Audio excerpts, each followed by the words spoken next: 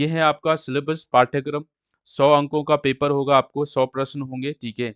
इस 100 प्रश्नों को 2 भागों में बांटा गया है। भाग एक में आपका आएगा टीचिंग एप्टीट्यूड हो गया, तर्क शक्ति यानी कि हम कह सकते हैं रीजनिंग, और आपका सामान्य ज्ञान यानी कि जीएस। तो 50 नंबर यहाँ से बनेंगे और 50 आपका सब्जेक्टिव है। तो हम जो है यहाँ पर मॉक टेस्ट कर रहे हैं वो ये वाला पहला वाला भाग, फर्स्ट का पेपर 1 हम इसको कह रहे हैं जिसको, ठीक है। चलिए, तो ये आपके सामने सिलेबस कुछ इस प्रकार से आपने जो है आपका टीचिंग एप्टीट्यूड वाला आपने देख ही रखा होगा अच्छे से सिलेबस को, ठीक है। और अब इसके अलावा जो रीजनिंग को 2 पार्ट में बांटा गया है, नॉन वर्बल रीजनिंग, अशाब्दिक और शाब्दिक वर्बल एबिलिटी टेस्ट, ठीक है। तो 2 यूनिट है इसकी, तो इससे आपको टेस्ट में देखने को मिलेंगे क्वेश्चन। इसके अलावा जो यूनिट 3 में जो है वो है सामान्य अध्ययन, ठीक है। इसको उत्तराखंड और इंडिया में अलग-अलग डिवाइड किया गया है, ठीक है। तो स्वागत है आप सभी का। तो ये पूरा सिलेबस आपने बहुत बार देखा होगा। तो पहला प्रश्न आप सभी के सामने आ चुका है, ठीक है। तो चलिए भाई फटाफट से क्वेश्चन पहला। सबसे पहले हम जो है टीचिंग एप्टीट्यूड या पेडागोजी कह सकते हैं, इससे शुरू कर रहे हैं। तो इसके आपके सामने 20 क्वेश्चन रखे गए हैं, ठीक है। 20 प्रश्न होंगे और उसके बाद जो अगले 10 क्वेश्चन हमने रखे हैं उत्तराखंड जीके के, यूके जीके। अगले क्वेश्चन जो 10 होंगे वो हमारे होंगे जीएस के, और अगले 10 क्वेश्चन जो होंगे वो हमारे होंगे रीजनिंग के, ठीक है। तो इस प्रकार से हमने इसको डिवाइड किया 50 प्रश्नों को। तो चलिए पहला प्रश्न का आंसर करिए। आपको क्या लग रहा है, अपने हिसाब से आप आंसर कर सकते हैं। पहला प्रश्न का आपको पूछा गया है निष्पत्ति योग्यता प्लस अभिप्रेरणा, ये समीकरण किसने दिया है? फ्राइड ने दिया है, मॉर्गन ने दिया है, वुडवर्थ ने दिया है, या मैस्लो ने दिया है? चलिए भाई फटाफट से शुरू करते हैं। पहला प्रश्न आप सभी के सामने आ चुका है। तो क्या कहते हैं आप इस क्वेश्चन में अपना जो है आंसर करिए फटाफट से। देख पा रहा हूँ सी आप लोग आंसर कर रहे हैं, बिल्कुल करेक्ट है। तो पहला क्वेश्चन का सही आंसर होगा ऑप्शन नंबर सी। देखिएगा, आप पता क्या कीजिएगा, अभी आपको पता है आज 50 प्रश्न आने, तो हमने डिवाइड किया इसको 4 पार्ट में, है ना। तो आप भी ऐसे ही डिवाइड करो। पहले वाले में 20 आने, तो आप अपना स्कोर देखो 20 में से आपका कितना स्कोर बन रहा है टीचिंग एप्टीट्यूड में, है ना। फिर ऐसे करके आप जीएस में देखना, ऐसे उत्तराखंड, तो आइडिया लग जाएगा कितनी तैयारी की जरूरत किस में है कि नहीं। तो चलिए पहला क्वेश्चन का आंसर है वुडवर्थ। वुडवर्थ के बारे में आपने काफी कुछ पढ़ा है थोड़ा बहुत यहाँ पर इनके बारे में। ये है साहब आपके सामने वुडवर्थ जी, ठीक है। इन्होंने कहा कि अचीवमेंट इक्वल है एबिलिटी और मोटिवेशन के, है ना। इसके अलावा जो और भी हमारे इन्होंने अपने अपने विचार कुछ इस प्रकार से रखे हैं। तो हम इस पे जब डिटेल में इनके बारे में बात करेंगे तो हम अच्छे से समझ पा रहे होंगे। दूसरा क्वेश्चन आप सभी के सामने है, खेल विधि किसने दी है? तो खेल विधि जो है ये किसने दी है? रूसो ने दी है, या फ्रोवेल ने दी है, या हार्वर्ड ने दी है, जॉन लॉक ने दी है? भाई किसने दी है खेल विधि? चलिए भाई फटाफट से आंसर करिए। क्वेश्चन नंबर 2 आपके सामने है कि खेल विधि किसने दी है? चलिए फटाफट से आंसर करिए। आपको हिंट के लिए दे सकता हूँ, आपको हिंट दे सकता हूँ, इन्होंने ही जो है यूनिटी इन डाइवर्सिटी, अनेकता में एकता का सिद्धांत भी दिया है ना। तो फटाफट से बताइए, इनकी बहुत बढ़िया कहानी है। बढ़िया मतलब ये है कि बहुत ही किस प्रकार से यहाँ तक पहुंचे हैं, जो उन्होंने ये विधियां दी है, ये थ्योरीज दी हैं, है ना। सेल्फ एक्टिविटी हो गया, प्रिंसिपल ऑफ फ्रीडम हो गया, ये सब जानने को मिलेंगे। पर चलिए फटाफट से आंसर आ रहा है बी, फ्रोवेल। बिल्कुल सही आंसर है। फ्रोवेल की बात करें, 1782 में इनका जन्म हुआ जर्मनी में। फ्रेडरिक विलेहेम ऑगस्ट फ्रेवेल इनका पूरा नाम है। इनके जो है मदर का डेथ हो गया था जब ये 9 महीने के थे सिर्फ। फिर उनके फादर ने दूसरी शादी कर दी थी, और आप समझ सकते हैं किस प्रकार की समस्या इनके जीवन में आई होगी। तो जब थ्योरी पे पढ़ रहे होंगे तो बढ़िया तरीके से इनके बारे में हम समझ रहे होंगे, ठीक है। तो चलिए, और आप सभी जानते हैं सबसे फेमस क्वेश्चन जो यहाँ से बनता है वो बनता है किंडरगार्टन। तो किंडरगार्टन की जो स्थापना हम कह सकते हैं, शुरुआत जो करी है वो किसने की थी? फ्रोवेल ने ही की थी भाई। 4 से 8 वर्ष के बच्चों के लिए जो है किंडरगार्टन की शुरू स्कूल जो खोला था वो फ्रोवेल ने ही खोला था, ठीक है। उसको जर्मन भाषा में किंडरगार्टन को कहते हैं बच्चों का बाग। अगला प्रश्न है तीसरा, प्लूटो का गुरु कौन था? अरस्तु, सुकरात, पाइथागोरस, या फिर थेल्स? प्रश्न नंबर 3, ठीक है। लास्ट में आपका स्कोर चेक करेंगे, ठीक है। 20 में से आपका कितना बनता है टीचिंग एप्टीट्यूड में। तो आज पहला दिन है, तो हमने क्वेश्चन पे थोड़ा सा क्या ये किया कि प्रीवियस ईयर को थोड़ा प्रेफरेंस देते हुए यहाँ पर रखा है, ठीक है। तो दीजिए भाई प्लेटो के गुरु का नाम क्या है? प्रश्न नंबर भी साथ साथ में लिखिए, question number A B C या फिर डी, जो आपको लग रहा है, ठीक है। पूरा 50 क्वेश्चन को अटेंड करना है आपने, ठीक है, क्योंकि जीएस भी देखना है, रीजनिंग भी देखना है आपको, उत्तराखंड भी देखना है, सभी पार्ट इंपॉर्टेंट है ना। तो चलिए 3 का बी आप लोग आंसर कह रहे हैं, सुकरात। बिल्कुल सही है भाई, कोई दिक्कत ही नहीं इसमें। Right answer option number B, ठीक है। सुकरात प्लेटो जी के गुरु। अगला प्रश्न आता है प्रश्न नंबर 4, रूसो ने सामाजिक समझौता का सिद्धांत किस पुस्तक में व्याख्यापित किया है? बताओ भाई। सॉरी। तो रूसो ने जो सामाजिक समझौता का जो सिद्धांत दिया है वो किस पुस्तक में इन्होंने दिया है? बताओ। The modern state, the modern state, या फिर rise and fall, Roman empire, या फिर सोशल कॉन्ट्रैक्ट, या फिर ओरिजिन ऑफ द स्पेसीज। तो बताइए भाई, चारों में से कौन सा सही आंसर होगा इस क्वेश्चन का?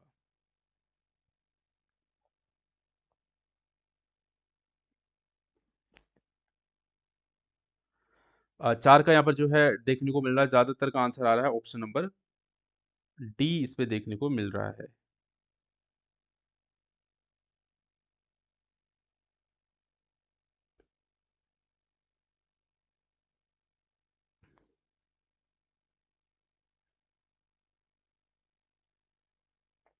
1 मिनट रुकेंगे।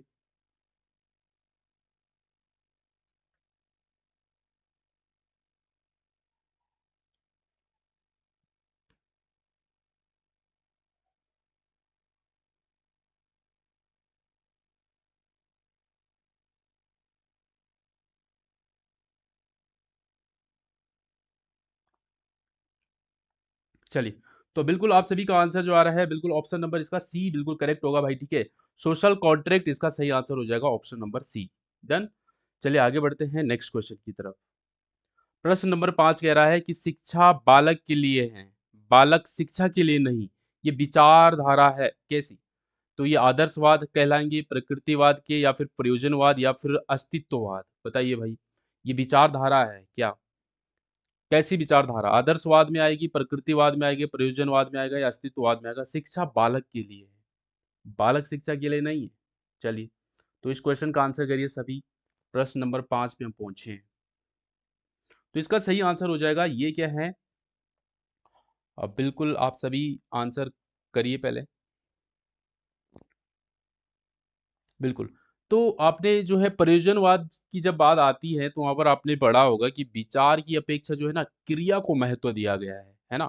विचार की अपेक्षा क्रिया को महत्व दिया गया है, जिसमें शिक्षा में जो है रचनात्मकता देखने को मिल जाए। तो इसका जो सही आंसर हो जाएगा ऑप्शन नंबर सी करेक्ट होगा, ना कि बी होगा भाई, ठीक है? सी इसका सही आंसर हो जाएगा, ठीक है? प्रयोजनवाद इसका सही होगा। चलिए नेक्स्ट क्वेश्चन की तरफ बढ़ते हैं। प्रश्न नंबर 6। अभी हमने इनके बारे में पढ़ा नहीं है डिटेल से, है ना? तो थ्योरी क्लास को जरूर अटेंड करेंगे तो बहुत बढ़िया से इनको हम पढ़ रहे होंगे, समझ रहे होंगे, फिर टेस्ट देने में ज्यादा मजा आएगा। आज हम ये देख रहे हैं कि देखो पूरा जो 50% जो आएंगे एग्जाम में कुछ इस प्रकार से देखने को मिलेंगे आपको, है ना? तो ऐसे बीच बीच में हमें जरूर प्रैक्टिस करनी चाहिए। अगला प्रश्न आपके सामने है, प्रश्न नंबर 6, निम्नलिखित में से किस विचारक ने बाल केंद्रित शिक्षा की वकालत की थी? बताओ भाई। चाइल्ड सेंटर एजुकेशन की बात हो रही है यहाँ पर, तो कौन है साहब? बीएफ स्कीनर साहब है, या फिर जॉन डीवी है, या फिर आ, एरिक एरिकसन जी है, चार्ल्स डार्विन है? बताइए भाई, इस प्रश्न का सही आंसर क्या होगा? प्रश्न नंबर 6। बिल्कुल सभी का आंसर आ रहा है, जॉन डीवी बिल्कुल सही आंसर है, कोई डाउट नहीं है इसमें। Option number B correct answer हो जाएगा इस क्वेश्चन का, ठीक है। बहुत बढ़िया। आगे बढ़ते हैं नेक्स्ट क्वेश्चन नंबर 7 पे आते हैं। प्रश्न नंबर 7, परियोजनवादियों ने शिक्षा के किस आधार पर सबसे अधिक बल दिया? बताइए भाई। तो यही आपके सिलेबस है, सिलेबस में तो ये सब हमें पढ़ने होंगे, समझने होंगे, तब जाकर। वैसे आप सभी ने जो अपने ये सब आपने वैसे भी पढ़ ही रखा होगा अपने, है ना? बीएड की सिलेबस में से ही है ये सारा कुछ। तो अगर आपकी चीज़ें कॉन्सेप्चुअल आपका क्लियर है तो फिर कोई दिक्कत नहीं आ रही होगी, ठीक है। लेकिन जब हम एक एक बार इनको डिटेल में पढ़ लेंगे थ्योरी में तो फिर समस्या नहीं आएगी, है ना? तो चलिए, अभी जो भी आपको लग रहा है आप अटेंड जरूर करिए क्वेश्चन को, ठीक है। तो सही आंसर क्या है इसका? प्रयोजनवादियों ने शिक्षा के किस आधार पर सबसे अधिक बल दिया है? दार्शनिक, मनोवैज्ञानिक, सामाजिक, या फिर राजनैतिक? पॉलिटिक्स। तो बताइए भाई, इस क्वेश्चन का आंसर क्या लगा रहा? बिल्कुल भाई सोशल, है ना?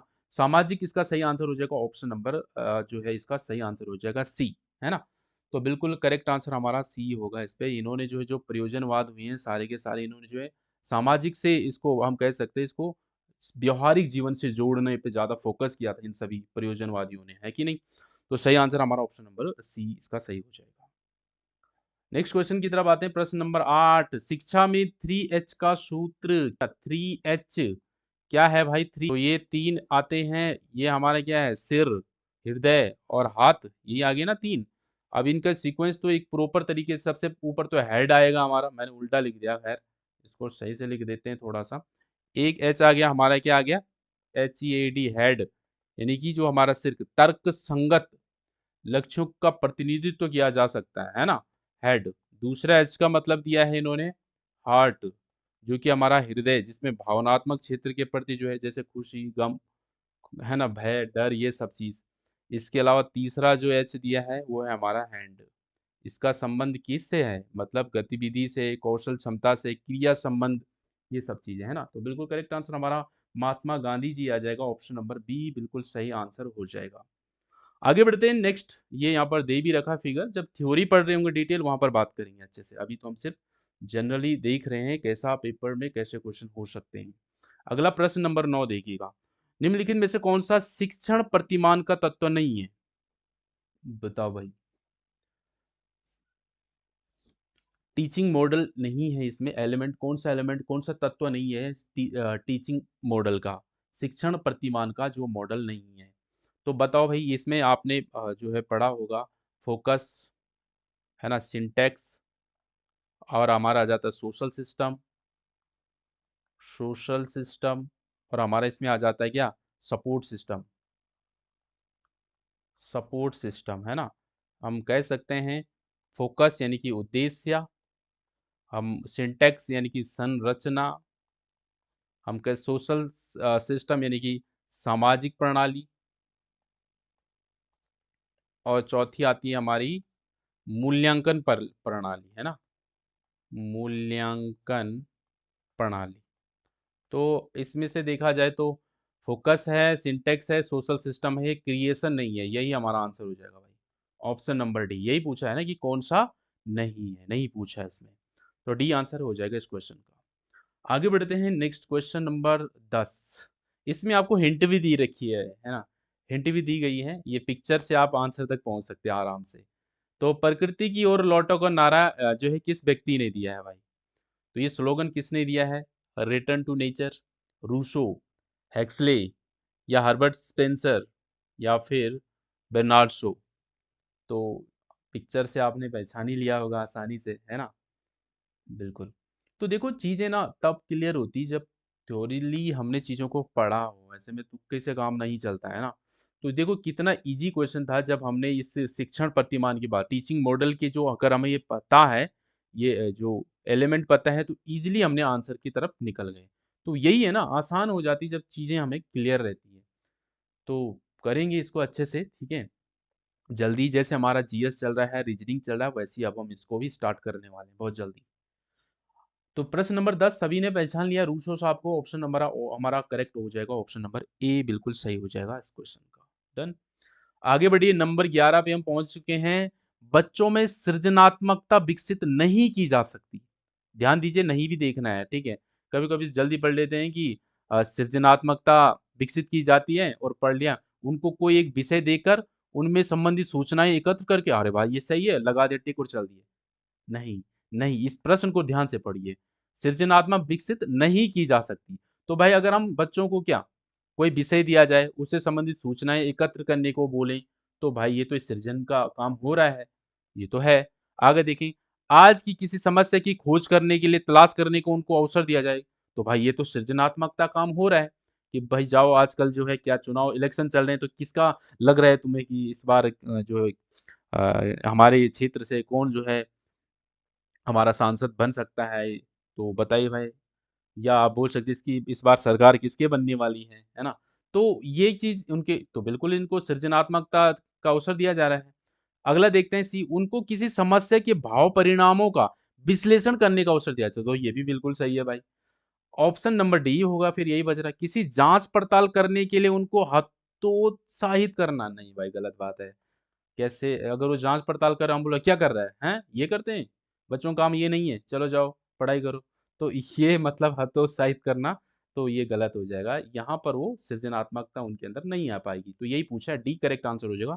नेक्स्ट क्वेश्चन, सूक्ष्म शिक्षण का समय है। ये क्वेश्चन थोड़ा सा, चलो पहले आप लोग अपने हिसाब से आंसर करिए, फिर बात करेंगे इस पे। चलिए फटाफट से आंसर करिए इस क्वेश्चन का। क्या आंसर करेंगे आप? देखो ऑप्शन के हिसाब से सूक्ष्म शिक्षण यानी कि माइक्रो टीचिंग की बात हो रही है, तो कितने समय कितना रहता है इसके? 10 से 20 मिनट है, 5 से 10 मिनट है, 25 मिनट है या 12 मिनट है?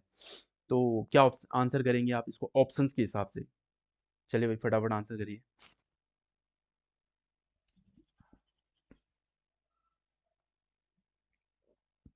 दीजिए आंसर फटाफट से, कमेंट करिए, थोड़ा सा डिले हो रहे हैं आप लोग बहुत ज़्यादा। हाँ वेरी नाइस। तो देखो अगर पूरा चक्र पूछा जाए, अगर पूरा चक्र पूछा जाए तो भाई 36 मिनट का होता है ना?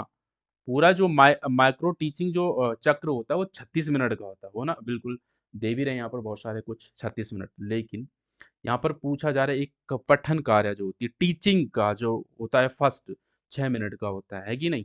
तो उस हिसाब से देखा जाए तो हमारा ऑप्शन बी इसमें आ रहा है, 6 मिनट में 5 से 10 मिनट के अंतर्गत, है कि नहीं?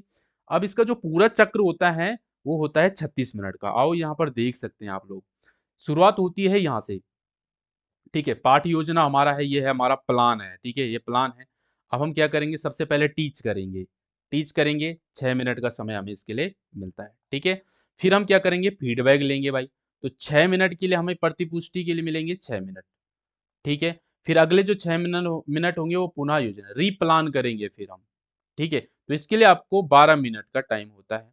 और अगला जो होगा फिर रीटीच दोबारा से हम करेंगे, उसके लिए फिर 6 मिनट होंगे। और इस प्रकार से फिर जो है री फीडबैक लेंगे उस चीज का। तो इस प्रकार से 6 मिनट इसके। तो इस प्रकार से हमारे होंगे 6, 12, 12, 24 और 6 कितने हो गए भाई? 30 और 6 36 मिनट का ये होता है पूरा चक्र, करेक्ट है? लेकिन जो फर्स्ट वाला ये 6 6 मिनट का होता है, तो वही यहाँ पर आपको पूछा जा रहा है, राइट? तो वैसे ज्यादातर प्रश्न जो है 36 मिनट वाला ही बनता है। बट चलिए आपको ये भी ध्यान रखना, ऑप्शन के हिसाब से आंसर करना है ना, 36 जब ऑप्शन में ही नहीं है, ठीक है? अगला प्रश्न आता है हमारा 13वां प्रश्न, क्या है? निःशुल्क एवं अनिवार्य शिक्षा अधिकार अधिनियम 2009 के अंतर्गत किसी भी अध्यापक को निम्न में से किस कार्य के लिए नहीं लगाया जा सकता? क्या लगता है आपको? बताओ जरा, इस क्वेश्चन का आंसर क्या करेंगे?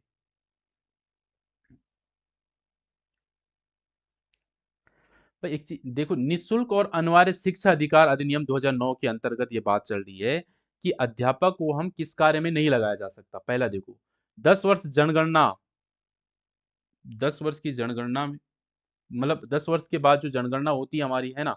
इसमें तो क्या इसमें लगाया जा सकता है क्या, बताते हैं आप? दूसरा है आपदाग्रस्त कार्य में, चुनाव संबंधी कार्य में, चुनाव में तो लगते ही हैं आप देखने, जनगणना में भी तो इन्हीं का ही काम है, और किसका है?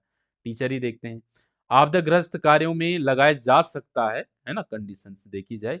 कैसी बात कर रहे हो यार, चुनाव की बात कर रहे हैं? रुचि जी कैसी बात कर रहे हैं भाई? चुनाव में तो कौन, इलेक्शन की ड्यूटी में तो सारे कौन जाते हैं? टीचर ही तो जा रहे हैं। तो लगाया जा सकता है, यहाँ पर आप ध्यान से देखिएगा। नहीं, अब आपके पास दो ऑप्शन बच रहे हैं, या तो बी या फिर डी। इनमें से अगर आप सोच के आंसर करिए, बी और डी में से क्या लग रहा है आपको? आप टीचर को जो है कहाँ पर, जो है किस कार्य में नहीं लगाया जा सकता?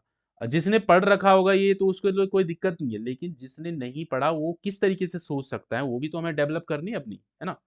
Thinking ability. तो क्या लग रहा है आपको? पल्स पोलियो कार्यक्रम या फिर आपदा कार्य में? कुछ डी की तरफ जा रहे हैं, कुछ बी की तरफ जा रहे हैं। भाई देखो, एक चीज बताओ, आपदाग्रस्त कार्य के लिए क्या चाहिए और पल्स पोलियो कार्यक्रम के लिए क्या चाहिए?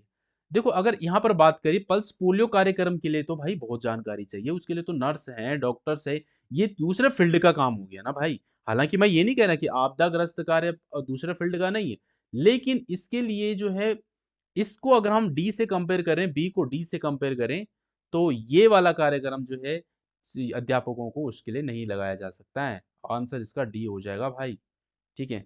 तो बिल्कुल जिन जिन का डी आ रहा है बिल्कुल सही है। गुड, आगे बढ़ो।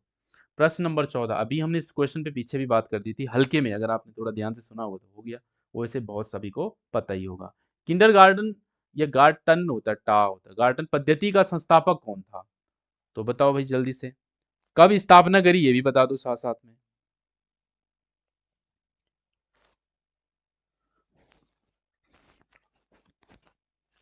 दीजिए आंसर इस क्वेश्चन का फटाफट से। बिल्कुल। दीजिए भाई, इस क्वेश्चन नंबर 14 पे हम पहुंच चुके हैं। किंडरगार्टन की बात हो रही है। इसके संस्थापक किसे मानते हैं? फ्रीमैन को, और मौर्य मॉन्टेसरी को, या फिर फ्रोबेल साहब को, या फिर स्टीवेंसन को? तो सिंपल हमारा आंसर हो जाएगा ऑप्शन नंबर सी। पहले भी बात करें, फ्रोबेल साहब, ठीक है। तो इन्होंने ब्लैक वर्ग में जो है इसकी स्थापना की थी 1837, है ना? 1837 ही है ना? चलिए भाई आगे बढ़ो। क्वेश्चन नेक्स्ट, मूल्यांकन का उद्देश्य है भाई, बताओ भाई। मूल्यांकन का उद्देश्य क्या होना चाहिए? ध्यान से देखिएगा ऑप्शन को। बच्चों को उत्तीर्ण और अनुत्तीर्ण घोषित करना, ये मूल्यांकन का उद्देश्य होना चाहिए। मूल्यांकन, इवेल्युएशन की बात चल रही है ना? तो क्या लग रहा है आपको? बच्चा क्या सीखता है, ये जानना। बच्चे के सीखने में आई कठिनाइयों को जानना। तो जब हमें दो ऑप्शन नजर आ गए यार, ये तो है ही है, तो तीसरा तो ऑटोमेटिकली हो गया हमारा, है कि नहीं? तो देखो भाई, मूल्यांकन जब हम कर रहे हैं तो ये भी देखना भाई कि बच्चा उत्तीर्ण अनुत्तीर्ण घोषित करना, ये भी मूल्यांकन में आता ही है। और बच्चा क्या सीखता है ये भी जानना है। बच्चे के सीखने में जो कठिनाइयां आ रही है वो भी हमें देखना है ना? तो सभी, इसका सही आंसर हो जाएगा ऑप्शन नंबर डी, इसका सही हो जाएगा। Done, no doubt. अगला प्रश्न आता है भाई, आपसे पूछ रहा है सीसीई। सीसीई सतत एवं व्यापक मूल्यांकन का प्रमुख उद्देश्य होता है, क्या होता है भाई बताओ? CCE, continuous and comprehensive evaluation की बात हो रही है। तो इसका क्या है प्रमुख उद्देश्य? गुणात्मक, परिणात्मक, या फिर निदानात्मक, या फिर इनमें से कोई, ये सभी? तो बताओ भाई क्या हो सकता है? जो सीसीई की बात हो रही है, इसका मेन उद्देश्य क्या है? बहुत अच्छा क्वेश्चन है, दीजिए।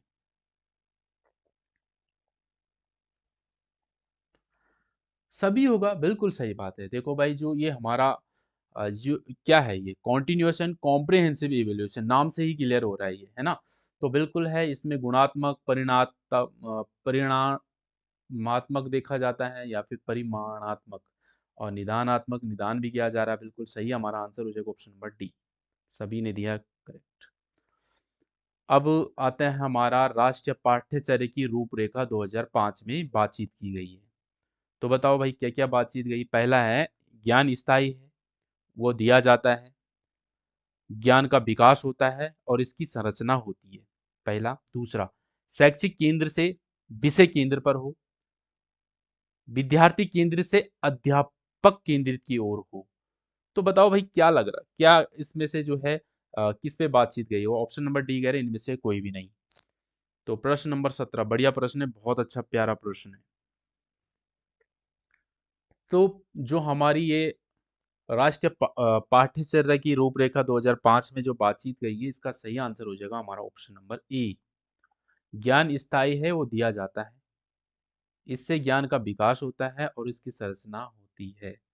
तो इसका सही आंसर ऑप्शन नंबर ए होगा भाई, ए। ठीक है, तो ये करेक्ट हमारा ऑप्शन नंबर ए होगा।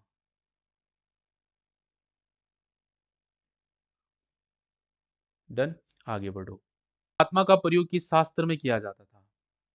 आत्मा का प्रयोग किस शास्त्र में किया जाता है? ये 20 प्रश्न होने वाले हैं भाई, 18 पे हम पहुंच चुके हैं, ठीक है। फिर हमारा उत्तराखंड स्टार्ट होगा, देन जीएस, देन रीजनिंग। तो बताओ भाई, प्रारंभ में आत्मा का प्रयोग किस शास्त्र में किया जाता था? अर्थशास्त्र में, दर्शन शास्त्र में, समाज शास्त्र में, या शिक्षा शास्त्र में? तो ये जो होता था आत्मा, तो ये एक प्रकार का दर्शन। बिल्कुल, तो सही आंसर हमारा ऑप्शन नंबर बी, इसका सही हो जाएगा। डन, चलिए।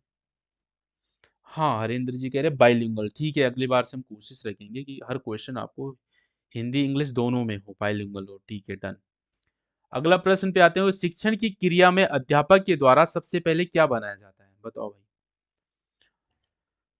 एक अध्यापक के द्वारा सबसे पहले क्या बनाया जाना चाहिए? वार्षिक योजना बनाई जाती है, इकाई योजना, या फिर दैनिक पाठ योजना, या फिर प्रतिमान? दीजिए भाई इस क्वेश्चन का आंसर।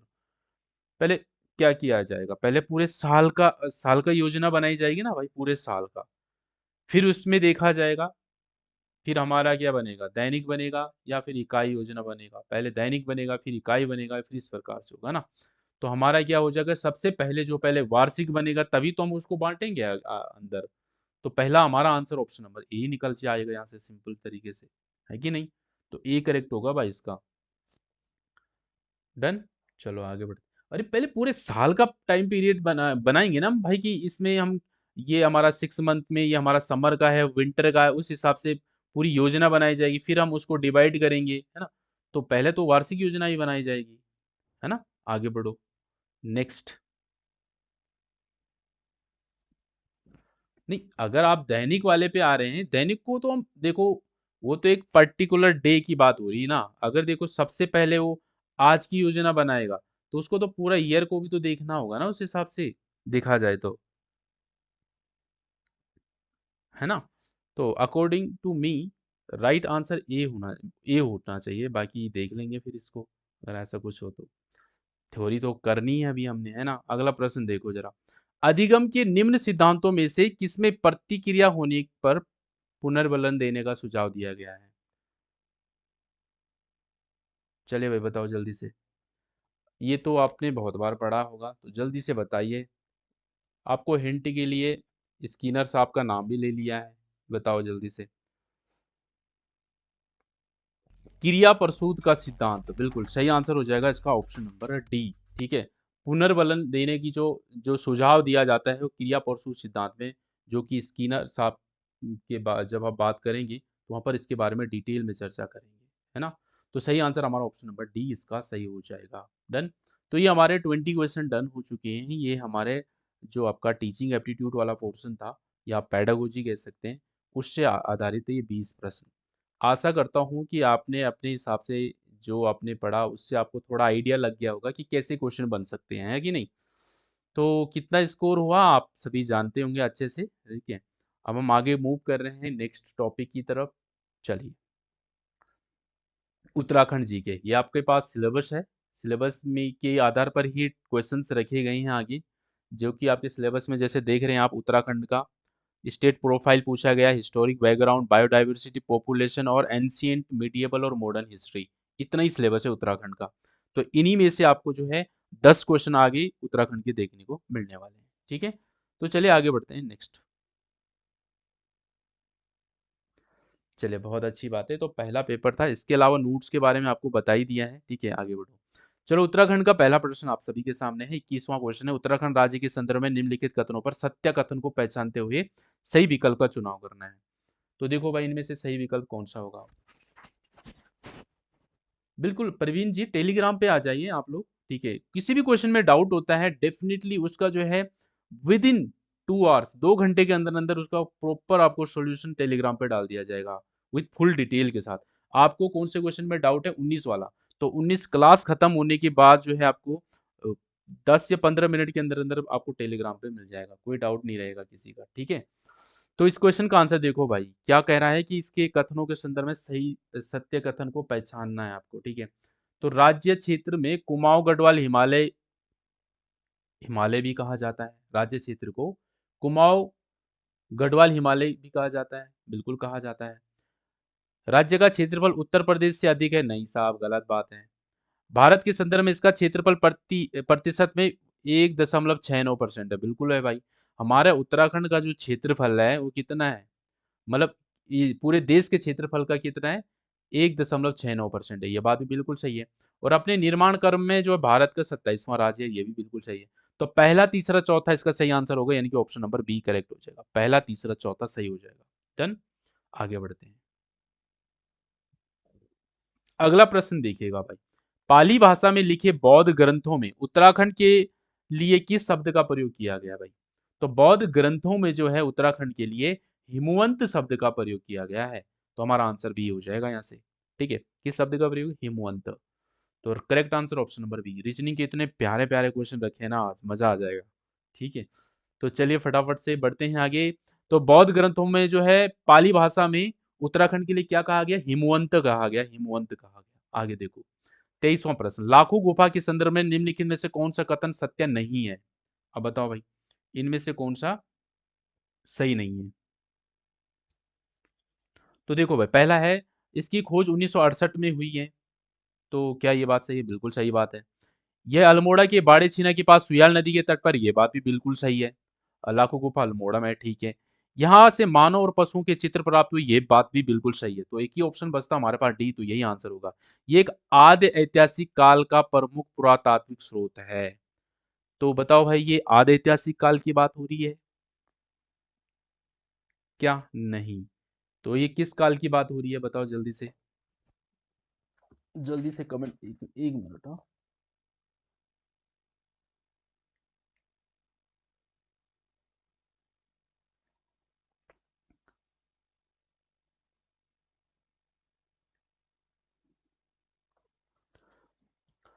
चलिए तो हमारा इस क्वेश्चन का आंसर क्या हो जाएगा, डी हो जाएगा, ठीक है, क्योंकि ये आदि ऐतिहासिक काल की बात नहीं चल रही थी, ये प्राग ऐतिहासिक काल की बात चल रही थी, ठीक है। तो हमारा आंसर ऑप्शन नंबर डी ये गलत है इसका, है ना। आगे बढ़ो, नेक्स्ट क्वेश्चन नंबर 24 पे हम आए हैं। असंगत युग्म का आपको चयन करना है, गलत जो है इसमें। तो पहला कह रहे हैं कुणिंदों की पहली जो राजधानी थी वो कालकूट थी, तो ये बात बिल्कुल सही है भाई, ठीक है। आपको असंगत चुनना है ना, गलत वाला, तो ये तो ठीक है। महाभारत में कुणिंदों को द्विज कहा गया है, तो ये बात भी सही है, ठीक है। कुणिंदों की जो दूसरी राजधानी थी वो शत्रुघ्न थी, ये भी बात बिल्कुल सही है। तो एक ही ऑप्शन बचता है डी, बिल्कुल करेक्ट आंसर डी होगा, क्योंकि अमोघवर्ती शासक था, ये चंद वंश का नहीं था। ये किसका था, ये कुनिंद वंश का था। कुनिंद वंश का सबसे शक्तिशाली शासक जो था वो अमोघवर्ती ही था, है ना। तो डी आंसर इसका करेक्ट हो जाएगा भाई। आगे बढ़ते हैं, नेक्स्ट क्वेश्चन देखो, किस इतिहासकार के द्वारा कार्तिकेयपुर राजाओं को सूर्यवंशी कहा गया। सांकृत्यायन जी ने कहा, एटकिंसन ने, बद्रीदत्त पांडे जी ने, या फिर हमारे लक्ष्मीदत्त जोशी जी। तो जो कार्तिकेयपुर के राजा थे उनको सूर्यवंशी जो कहा है वो बद्रीदत्त पांडे जी ने कहा है। तो हमारा आंसर जो निकल के आएगा 25 का वो सी हो जाएगा, ठीक है, याद रहेगा। बद्रीदत्त पांडे जी ने कार्तिकेयपुर के राजाओं को सूर्यवंशी कहा है। आगे बढ़ो, प्रश्न नंबर 26 पे आए हैं हम। निम्नलिखित में से किस चंद्रवंशीय राजा को कुमाऊं का मुहम्मद बिन तुगलक कहा जाता था, बताओ भाई। कुमाऊं का एमबीटी किसको कहा जाता है, सोमचंद को, ज्ञानचंद को, देवीचंद को, या फिर लक्ष्मी चंद को। लक्ष्मी चंद को लखुली विरायली के नाम से भी जानते हैं हम, भीगी बिल्ली, लखुली विराली, किसको, लक्ष्मी चंद को। तो इसका जो सही आंसर होगा हमारा बी हो जाएगा भाई, देवीचंद इसका करेक्ट आंसर हो जाएगा, कुमाऊं का मोहम्मद बिन तुगलक, ठीक है। आगे बढ़ो भाई, प्रश्न नंबर 27। मापतौली हेतु धूली पाथा या धौली पाथा जो चलाने का जो श्रेय जाता है किसको जाता है, ठीक है। ये एक मापतौल का इकाई है ना, इसको धूली पाथा कहा जाता था। तो ये किसके द्वारा जो है इसका जो है श्रेय जाता है, इसको चलाने का श्रेय किसको जाता है, कनकपाल, अजयपाल, जगतपाल, या फिर इनमें से कोई भी नहीं। तो जो धूलिपाथा जो मापतोल का इकाई था ये हमारा अजयपाल जी हो जाएगा, ऑप्शन नंबर बी, ठीक है। आज पहला दिन है तो पेपर क्वेश्चन हमने ज्यादा लेवल टफ नहीं किया है, ठीक है, इजी टू मॉडरेट रखा है। तो आगे बढ़िए, देखो भाई, टिहरी में मोहम्मद मदरसा की स्थापना किसने की थी, तो दीजिए इसका आंसर। टिहरी में मोहम्मद मदरसा की स्थापना किसने की है, टिहरी में। तो टिहरी में जो हमारे जितने भी ये 5-6 राजा रहे हैं इनके बारे में आपने अच्छे से पढ़ा होगा, तो इजीली आंसर कर जाएंगे आप लोग। तो बताइए फटाफट से। बिल्कुल, सुदर्शन शाह, हमारा भवानी शाह, ये आपको पता है सुदर्शन शाह ने शुरुआत करी है हमारे टिहरी रियासत की, है ना, सुदर्शन शाह। इसके बाद जब इसकी मृत्यु हो जाती है तो इसका बेटा आता है भवानी शाह, भवानी शाह शासक बनता है। भवानी शाह के बाद आता है साहब प्रताप शाह, ठीक है, प्रताप शाह। और प्रताप शाह के बाद आता है उसका बेटा कीर्ति शाह, कीर्ति शाह। और कीर्ति शाह का जो बेटा होता है वो होता है नरेंद्र शाह, है ना, नरेंद्र शाह। और नरेंद्र शाह का बाद जो आता है वो आता है हमारा कौन, मानवेंद्र शाह, है ना, जो जिसके टाइम पे जो है टिहरी का विलय हो जाता है भारत में, है ना, तो वो हमारा मानवेंद्र शाह आ जाता है। तो ये सब हमें पता, अभी जो ये सही मदरसा की जो स्थापना करता है वो कीर्ति शाह करता है। तो कीर्ति शाह जो है प्रताप शाह का बेटा है, आप ये ध्यान रख सकते हैं, ठीक है। तो कीर्ति शाह के द्वारा जैसे अंग्रेजों से कई इसको उपाधियां मिली है, लेफ्टिनेंट कर्नल की, सर की, और KCSI की उपाधि, कई उपाधियां इसको मिली है, ठीक है। तो चलिए आगे बढ़ते हैं। और टाइपराइटर का आविष्कार किसने किया, ऐसा क्वेश्चन बनता है ना। इसमें इसके अलावा टिहरी में कृषकों के लिए कृषि बैंक की स्थापना किसने की, तो ये कीर्ति शाह से पूछा जाता है। आगे बढ़ते हैं, कवि भरत जिन्होंने मानवदय काव्य की रचना की निम्नलिखित में से किस राजा के दरबारी कवि थे भाई। तो मानवदय काव्य की जो रचना की है वो किसने की है, मानवोदय काव्य की रचना की थी वो किस राजा के दरबारी कवि थे? तो किसने की थी वो तो कवि भरत ने की है, लेकिन ये किसके दरबारी कवि थे ये आपसे पूछा जा रहा है। महीपति साहब, मान साहब, पृथ्वीपति साहब, या फिर आपका आंसर हो जाएगा लक्ष्मीपति साहब। तो बहुत सिंपली आप आंसर दे सकते हैं इसका। बिल्कुल। यहाँ पे प्रश्न अलग-अलग तरीके से पूछता है, इनका सीक्वेंस पूछता है कि पहले कौन-सा राजा है, फिर उसके बाद कौन-सा राजा है, इसलिए इनका सीक्वेंस आपको पता होना बहुत ज़रूरी है ना? तो चलिए फटाफट से बताइए यहाँ पर क्या आंसर आएगा? ठीक है, चलिए। तो मानसा इसका सही आंसर हो जाएगा हमारा मानसा, ठीक है? ऑप्शन नंबर बी आप सभी कर रहे हैं, मानसा। मानसा जो है 45वां शासक माना जाता है इसको, ठीक है?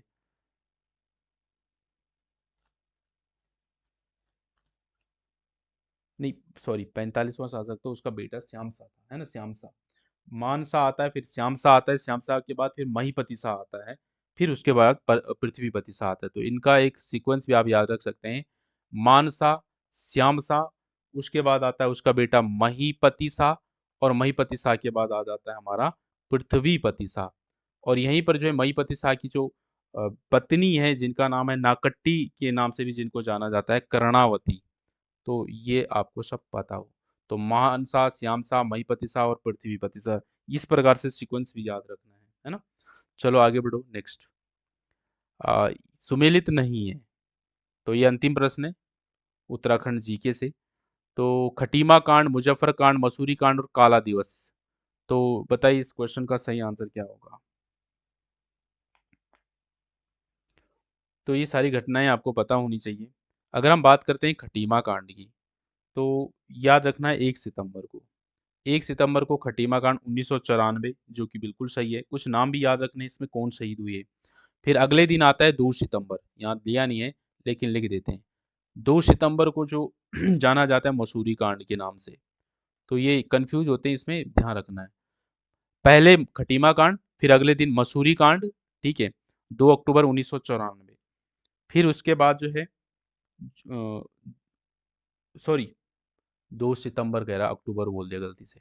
1 सितंबर को खटीमा कांड, 2 सितंबर को मसूरी कांड, और मैं कह रहा था 2 अक्टूबर को 1994 में ये है मुजफ्फर कांड, मुजफ्फरनगर कांड। ये यहाँ पर लगा भी है बिल्कुल सीक्वेंस में, तो ये भी सही है, ये भी सही है। अब जैसे यहाँ पर मसूरी कांड दे दिया, ये वाला गलत हो गया, हमारा सही आंसर हो जाएगा ऑप्शन नंबर सी, क्योंकि मसूरी कांड जो है मैंने यहाँ पर अभी बताया 2 सितंबर होगा आंसर, तो यहाँ पर दे रखा है 3 सितंबर, इसलिए ये गलत हो गया। तो यही हमारा आंसर हो जाएगा, क्योंकि हमें बताना जो सुमेलित नहीं है। ठीक है, आगे बढ़ो। तो 10 क्वेश्चन हमारे उत्तराखंड के भी हो गए। आशा करता हूँ कि 10 में से आपने जो है 8 प्लस तो कर ही होंगे, है ना? 10 में से 8 प्लस, क्योंकि क्वेश्चन इतना डिफिकल्ट लेवल नहीं था क्वेश्चन का। बट आप निश्चिंत रहिए, आपके पास जो है इतना ज़्यादा लेवल डिफिकल्ट नहीं आएगा उत्तराखंड जीके को लेकर के, है ना? सिंपल ही रहेगा, क्योंकि इसमें बहुत सारे रीजनिंग भी है, फिर जीएस भी है ना? टीचिंग एप्टीट्यूड भी है, तो फिर ये सब देखना है ना। तो इतना ज़्यादा डिफिकल्ट नहीं रहेगा, लेकिन ये सब जानकारी रहेगी। इस लेवल का आएगा ही आएगा क्वेश्चन, जितना लेवल आज था, है ना? चलिए, तो कुछ क्वेश्चन तो रखते ही हैं, लेकिन बाकी मॉडरेट ही रहेगा। अब हम बात करते हैं जीएस सेशन की। तो जीएस में आपके सिलेबस में ये टॉपिक दिए हैं, तो इन्हीं में से आपका टेस्ट में क्वेश्चन रहेंगे अब, ठीक है? तो देख लीजिएगा, जैसे इंडियन स्टेट है हमारे, जो प्रमुख किताबें और उसके जो लेखक हैं, है ना? जो हमारे अ, वैज्ञानिक हैं, उनकी खोज, है ना? या उनको जो पुरस्कार दिए गए, है ना? इसके अलावा ये हमारे एजुकेशन, शिक्षा भी है, नेशनल सिंबल हो गया, हमारे प्रतीक चिन्ह, और जो हमारे धार्मिक स्थल हो गए, और जो हमारे क्या हैं, प्रमुख गेम, खेल और उससे संबंधित शब्दावली। तो ये सारी चीज़ें हैं, ठीक है? आइए शुरू करते हैं। चलिए, पहला प्रश्न आप सभी के सामने आ चुका है, तो शुरू करिए इस क्वेश्चन का आंसर।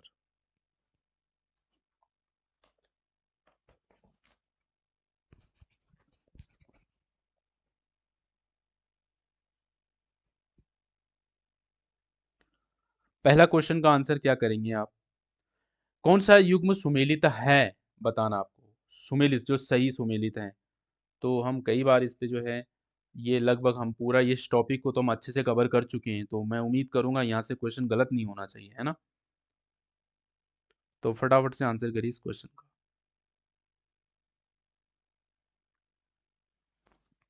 बिल्कुल।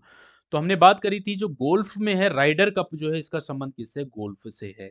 तो यही हमारा बिल्कुल सही आंसर हो जाएगा। बाकी आप देख ही रहे हैं ऊपर-नीचे, इनको मैच कर लेंगे। पूरा इसका पीडीएफ आपको दे रखा है टेलीग्राम पर, इसको ज़रूर एक बार आप देख लीजिएगा। नेक्स्ट, बटरफ्लाई स्ट्रोक, कल भी हम बात कर ही रहे थे इस पे, है ना? कि ये जो स्ट्रोक की हम बात करते हैं, चाहे बटरफ्लाई स्ट्रोक की बात करें या ब्रेस्ट स्ट्रोक की बात करें या बैक स्ट्रोक की बात करें, है ना? या फ्री स्टाइल, ये सारे शब्दावली जो यूज़ होती है वो तैराकी में होती है ना?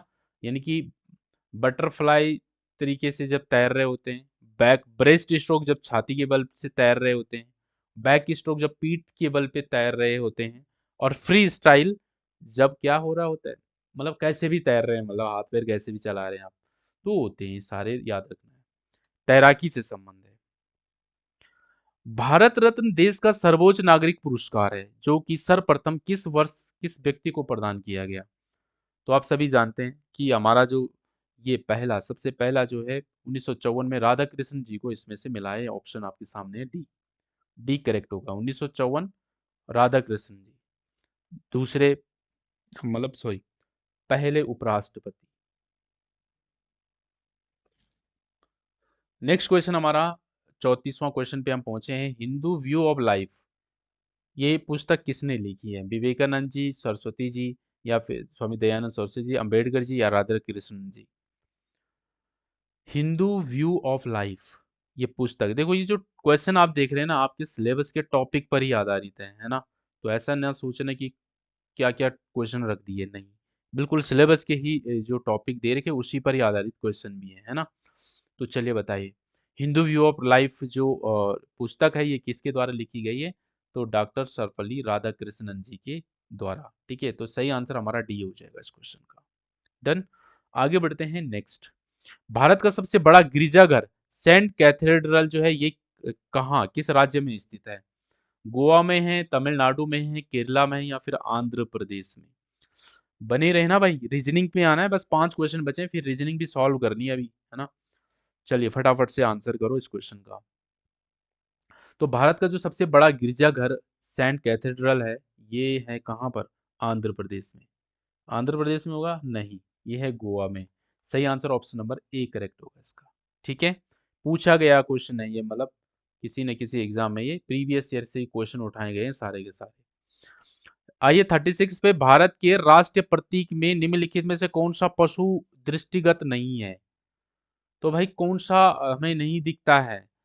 भाई सिंह तो है हमारे प्रतीक चिन्ह में, सांड भी है, घोड़ा भी है, हाथी भी है, हिरण नहीं है साहब। तो ऑप्शन नंबर डी करेक्ट हो जाएगा। क्या पूछा है? दृष्टिगत नहीं है, जो नहीं है इसमें प्रतीक चिन्ह में हमारा, तो हिरण सही हो जाएगा, क्योंकि ये नहीं है उसमें। बाकी सिंह है, सांड है, घोड़ा है, हाथी है ना? आगे बढ़ो। तिरुपति मंदिर किस राज्य में स्थित है? तिरुपति मंदिर बताओ भाई। धार्मिक, देखो अब ये कहाँ से लिया हम क्वेश्चन, क्योंकि आपके सिलेबस में दिया गया प्रमुख धार्मिक स्थल, तो वहां से प्रश्न आ गया हमारे। तिरुपति मंदिर बताओ भाई किस राज्य में स्थित है? तमिलनाडु, आंध्र प्रदेश, महाराष्ट्र, कर्नाटका, कहाँ है?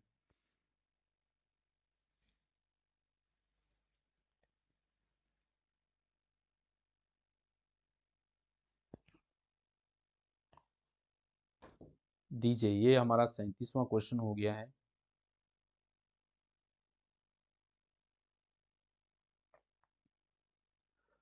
तिरुपति मंदिर किस राज्य में स्थित है?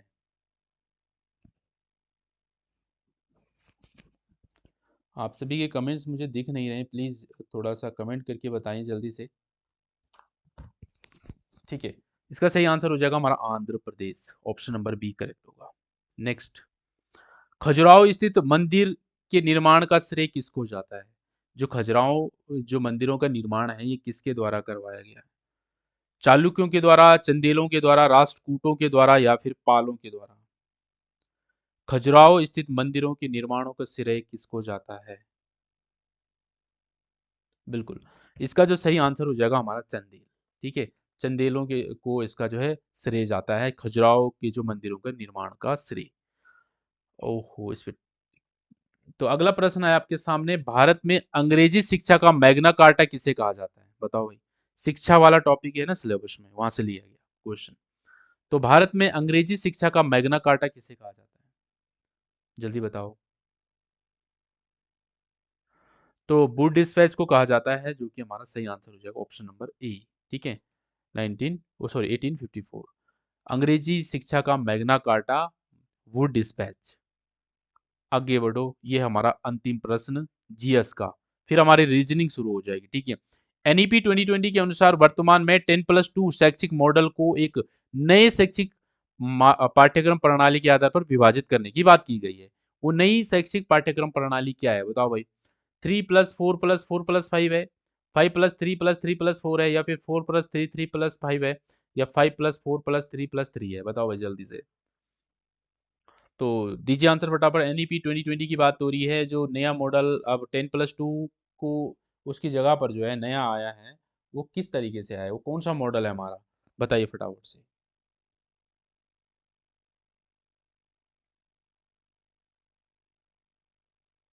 तो बिल्कुल इस क्वेश्चन का सही आंसर हमारा ऑप्शन नंबर क्या हो जाएगा, 5+3+3+4 हो जाएगा भाई, है ना। ये तो ये हमारा जो आ गया, ये हमारा आंगनवाड़ी सब इसी में आ गया हमारा, ठीक है ना। तो इसका पूरा ये पिलर्स आप याद रख लीजिएगा। यहाँ पर देखो, ये फाउंडेशनल स्टेज होती है, जिसमें ईयर भी डिवाइड कर रखे हैं, एज भी पूरे प्रॉपर बताई गई है इसमें, ठीक है। तो फाउंडेशनल स्टेज होती है हमारी, प्रीपेटरी स्टेज होती है, मिडिल, और फिर हमारे आते हैं सेकेंडरी। तो सेकेंडरी में जो हमारा 9 से 12 तक का है ना। तो ये आपको 4 स्टेज याद रखनी है इसके लिए। 4 स्टेज क्या होगी हमारी, 5+3+3+4। डन। तो इसमें हमारे कितने कितने वो जा रहे हैं, तो यहाँ पर जो है एज, जो पहला जो हमारा आता है 5 वाला, तो इसमें बच्चा जो है कौन सी क्लास में चला जाता है, फर्स्ट या सेकंड में आ जाता है इसमें, ठीक है। और उसके बाद जो हमारा अगला आता है, उसमें क्लास 3 से 5 तक, और फिर अगले में 6 से 8, और फिर अगले में 9 से 12। तो ये हमारी स्टेजेस है। अगला, अब हमारा आता है रीजनिंग, ठीक है। तो हमने यहाँ पर 3 कवर कर दिए हमारा, जैसे कि फर्स्ट हमारा टीचिंग एप्टीट्यूड, इसके बाद हमने उत्तराखंड जीके, और अब हमने जीएस, और अब हम रीजनिंग की तरफ मूव कर रहे हैं। रीजनिंग का सिलेबस आपके सामने ये है, 2 यूनिट में रीजनिंग को दिया गया है। पहला है नॉन वर्बल एबिलिटी, और दूसरा है वर्बल एबिलिटी। तो नॉन वर्बल में आप देख रहे हैं सीरीज है, काउंटिंग ऑफ फिगर है, क्लासिफिकेशन है, ऑड फिगर आउट है, ये सब है। और वर्बल में आपको अल्फाबेट टेस्ट हो गया, कोडिंग डिकोडिंग हो गया, सीरीज कंप्लीशन ऑर्डर, और इसमें देखो ब्लड रिलेशन भी है और प्रॉब्लम बेस्ड एज भी है। तो आइए देखते हैं, इन्हीं में से आपका 10 क्वेश्चन बनाएंगे, चेक करते हैं। ठीक है, इससे पहले बता दूं भाई, अगर आप कोई नोट्स हमने इसके लिए तैयार किए हैं, थ्योरली हम यूट्यूब पे ही करेंगे पूरा का पूरा जो पेपर 1 है, लेकिन इसके प्रॉपर नोट्स आपको चाहिए तो आप हमारे उत्तराखंड एग्जाम मेंटर एप्लीकेशन को डाउनलोड कर सकते हैं। वहाँ पर आपको इसके पूरे नोट्स मिलेंगे, डेली बेसिस पे अपलोड होंगे, एक साथ सारे नहीं होंगे, डेली बेसिस पे अपलोड होंगे धीरे धीरे। डन। तो उसके लिए आप हमारे एप्लीकेशन को डाउनलोड कर सकते हैं, प्ले स्टोर में मिल जाएगा, उत्तराखंड एग्जाम मेंटर नाम से। शुरू करते हैं, पहला प्रश्न आप सभी के सामने रीजनिंग का आ गया, ठीक है। और ये हमारा 41वां क्वेश्चन हो गया। तो चलिए फटाफट से क्या पूछ रहा है, देखो। निम्नलिखित कूट भाषा में ये दिया है ENSOUL, ठीक है। और ये देर इसको ये लिखा गया है, रूप में लिखा जाता है। तो उसी कूट भाषा में इसको क्या लिखा जाएगा, ये आपको बताना है। तो चलो भाई फटाफट से कमेंट करके बताओ। क्या कह रहा है, ENSOUL, ठीक है। इसको क्या लिख रहा है, IJWK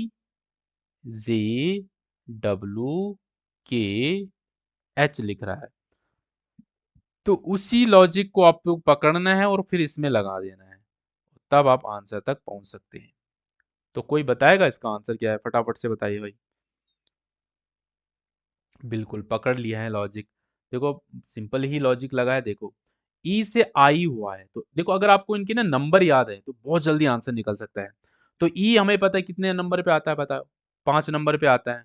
और आई हमारा कौन से नंबर पे आता है, आई जे, ई जो टी 9 पे आता है।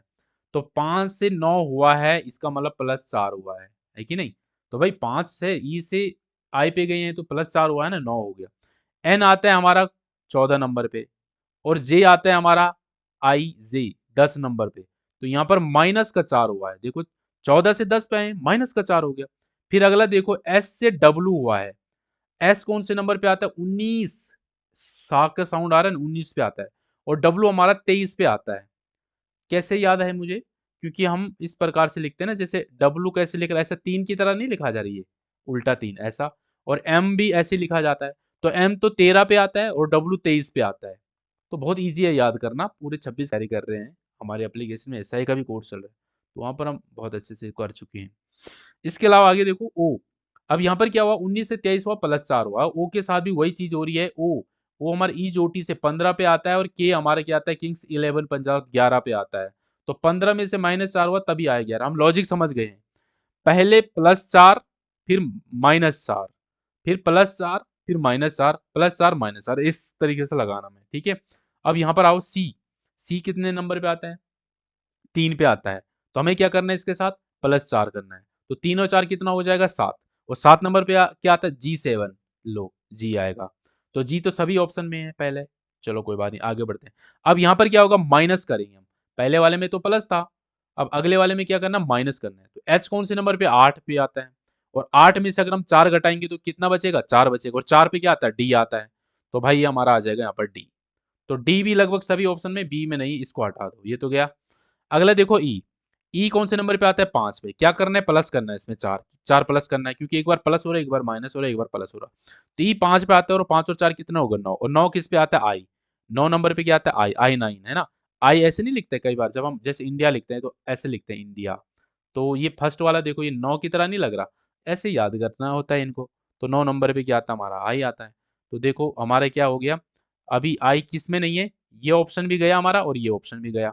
एक ही ऑप्शन बचता है जिसमें तीसरे नंबर पे GDI, वो एक ही ऑप्शन है हमारा, डी ऑप्शन बिल्कुल करेक्ट हो गया। आगे करने की जरूरत ही नहीं है।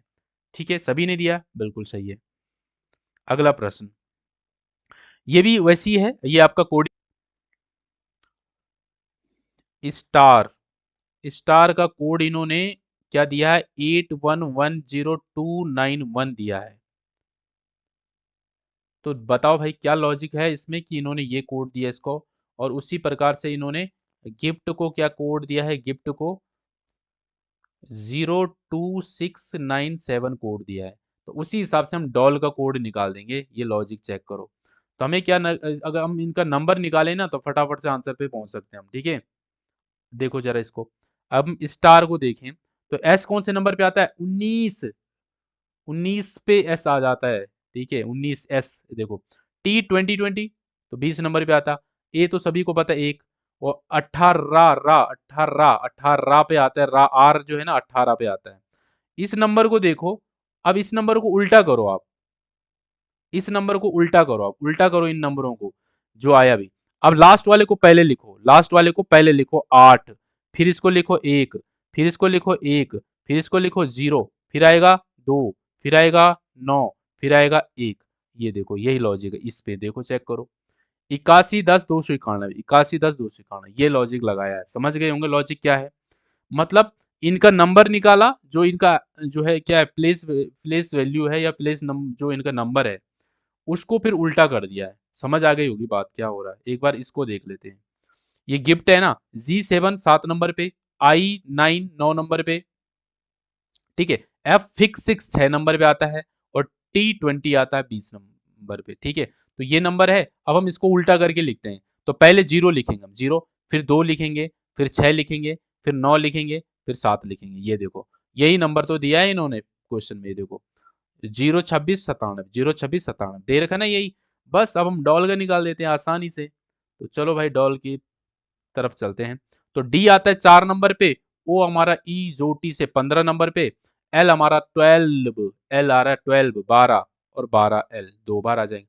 अब इसको उल्टा करो भाई, तो ये 2 पहले लिखेंगे, फिर ये 1 लिखेंगे, फिर हम 2 लिखेंगे, फिर इस 1 को लिखेंगे, उल्टे में लिखेंगे, फिर 5 लिखेंगे, फिर 1 लिखेंगे, और फिर 4 लिखेंगे। अब देखो ये ऑप्शन किस में है, 21 21 514 कहाँ नजर आ रहा, 21 21 514 आ रहा, एक सेकेंड, 21 21 514, ऑप्शन नंबर बी होगा ना भाई, 21 21 514 बी करेक्ट होगा हमारा, बी आंसर होगा, डी नहीं होगा, ठीक है। तो right answer option number B. Clear है, समझ आया कितना प्यारा लॉजिक था भाई इसमें, है ना। आगे बढ़ो जरा नेक्स्ट। तो ब्लड रिलेशन से भी है, तो देखो यहाँ पर बहुत प्यारा प्रश्न है, रिक्की के पिता की पत्नी के पोते का भाई रिक्की से कैसे संबंधित है, बताओ। चलो आप खुद से पढ़ो और खुद से आंसर बताओ सीधा सीधा। रिक्की के पिता की पत्नी के पोते का भाई रिक्की से कैसे संबंधित है, इतना डिफिकल्ट नहीं है जितना हमें लग रहा है, एक बार पढ़ोगे तो डिफिकल्टी लगता है, तोड़ तोड़ के पढ़ना है। ये ब्लड रिलेशन वाले को अगर हम एक बार में पढ़ोगे तो ये बहुत दिमाग की दही कर देगा, इसको धीरे से पढ़ना है, तोड़ तोड़ के पढ़ना है, तब नहीं होगी गलती।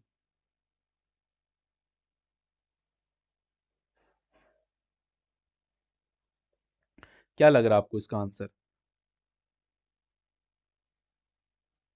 चलो चेक कर लेते हैं इसमें। देखो सिंपल है, ये क्या बोल रहा है, रिक्की, पहले हम रिक्की को बना देते हैं, ये है साहब रिक्की, ये रिक्की है, ठीक है। चलो अब कह रहा है रिक्की का पिता, लो जी ये है रिक्की का पिता, क्लियर है, यहां तक कोई डाउट नहीं। अब पिता की पत्नी है, तो पिता की पत्नी इसकी तो मदर ही हो जाएगी, पर चलो पिता की पत्नी हो गई है, ठीक है, कोई दिक्कत नहीं है। पिता की पत्नी होगी मतलब उसकी मदर हो गई भाई, यहाँ तो कोई डाउट नहीं है। अब ये क्या कह रहा है, आप कहानी को ध्यान से समझो। अब ये कह रहा है रिक्की हो गया, ये रिक्की आ गया, रिक्की के पिता आ गए, ठीक है, और पिता की पत्नी आ गई, ये लोग कोई डाउट नहीं। अब ये कह रहा है कि पिता की पत्नी, पत्नी के पोते, पत्नी का पोता, अब पत्नी का जो पोता होगा खुद सोचो, पत्नी का पोता क्या होगा, इसका भी बेटा होगा ना, बेटा होगा नहीं होगा बताओ, सोचो जरा। भाई रिक्की का बेटा होगा तभी तो, ये इसकी माँ है ना, ये इसकी माँ है, रिकी की मदर है, ये पत्नी जो है, ये पिता की जो पत्नी है, ये रिकी की मदर है। और बात हो रही कि माँ का पोता, तो माँ का पोता इसका बेटा होगा ना यार, लेकिन नहीं समझ रहे हैं आप इस बात को, ये क्या होगा, बेटा होगा। अब बेटा होगा या बेटी होगी कुछ कह नहीं सकते, पर लेकिन क्या कहा है इसने, ये कह रहा है कि पत्नी के पोते का भाई, पोता का भाई, पोता का भाई, तो पोता का भाई तो इसका दूसरे बेटे का भी लड़का हो सकता है ना, तो इसका मतलब ये है या तो इसका बेटा होगा या फिर इसका भतीजा होगा, या तो उसका बेटा होगा या फिर भतीजा होगा, भाई ऑप्शन नंबर डी भी देख लो थोड़ा सा, इसका आंसर जो है डी होगा, या फिर, या फिर बेटा होगा या फिर भतीजा होगा, इस बात को समझ, तो इसीलिए यहाँ पर बोला या तो ए या फिर बी होगा भाई, सही आंसर हमारा डी होगा, क्योंकि हमें क्लियर नहीं पता चल रहा ना कि क्या है वो, मतलब उसका भाई उसी का बेटा है कि भाई का बेटा भी तो हो सकता है ना, तो उसका भतीजा हो जाएगा फिर वो, डन। तो करेक्ट आंसर डी होगा इस क्वेश्चन का। चलो आगे बढ़ो, अगला क्वेश्चन। देखो ये भी एक टॉपिक है आपके पास, ये आपका जो है डिक्शनरी भी इसको आप कह सकते हैं, हालांकि वहाँ पर अलग अलग शब्दों का प्रयोग किया जाता है एक ही टॉपिक के लिए, तो ये डिक्शनरी के अंतर्गत ही आ जाता है, शब्दकोश हम कह रहे हैं। इसमें आपको कर्म में पहले किसको लिखा जाएगा, तो हमें नहीं मतलब शब्द कितना बड़ा है कोई, हमें उससे कोई मतलब नहीं, हमें पहले देखना है सी किस किस में आया पहला, इसमें भी सी है, इसमें भी सी है, इसमें भी सी है, इसमें भी सी, अभी हमें नहीं पता चल रहा पहले कौन आएगा। इसमें भी एच है, एच है, एच है, एच है, सब में एच है, अभी हमें भी नहीं पता अभी पहले कौन सा आएगा, लेकिन अब देखो ओ आर, अब ओ पहले आता है या आर पहले आता है, ओ तो 15 पे आता है और आर 18, आर बाद में आता है, इसका मतलब है कि ये सबसे लास्ट में आने वाला है चौथे नंबर पे, क्योंकि यहीं पर गेम खत्म हो गया ना, हमें आगे की स्पेलिंग पे जाना ही नहीं है, जो शुरुआती में जो स्पेलिंग आ रही है उसी पे ही, जो सॉरी जो अल्फाबेट आ रहा है उसी पे हमने बात करना है, ठीक है। तो ये आर तो बाद में आने वाला है, क्योंकि ये तीन में ओ है पहले, तो पहले इन तीनों में से ही देखा जाएगा, ये क्लियर हो चुका है, ये सबसे लास्ट में आएगा, ठीक है। अब चेक करते हैं अगला, अब इन तीनों पे ही हम बात करेंगे, ठीक है। इसमें ओ था, इसमें भी ओ था तीनों में, अब इसमें क्या है, एल आया, इसमें आर आया, इसमें सी आया, तो पहले क्या आता है, सी आता है, तो पहले यही वाला आएगा भाई लोग, तो पहले तीन आएगा, ऐसे हमें दो ऑप्शन नजर आ रहे हैं, या तो बी होगा अब या फिर डी होगा, जिसमें पहले कौन सा शब्द जो आएगा इसमें से, वो आएगा ये वाला सी वाला। अब इसमें चेक करते हैं हम, ठीक है, इसमें सी था, इसमें एल है, और इसमें क्या था, इसमें आर था, तो एल पहले आता है या आर पहले आता है, पहले तो एल आता है, तो इस हिसाब से हमारा क्या आ जाएगा, ये आएगा दूसरे नंबर पे, इसका मतलब है इसका सही जो सीक्वेंस बनेगा, पहले तीसरा आएगा, उसके बाद आएगा हमारा कौन सा वाला, पहला, और उसके बाद आएगा हमारा दूसरा, और फिर आएगा हमारा चौथा, 3 1 2 4, 3 1 2 4, यानी कि ऑप्शन नंबर बी करेक्ट हो जाएगा भाई, बताओ। बी दिया आप लोगों ने आंसर, बी दे रहे हैं ना, इसका 44 का बी आंसर हो जाएगा, क्लियर है, कोई डाउट किसी को नहीं होना चाहिए, कोई डाउट वाली बात नहीं हो रही होगी। चलो आगे बढ़े नेक्स्ट क्वेश्चन की तरफ। सबका हो गया 44 का बी। नेक्स्ट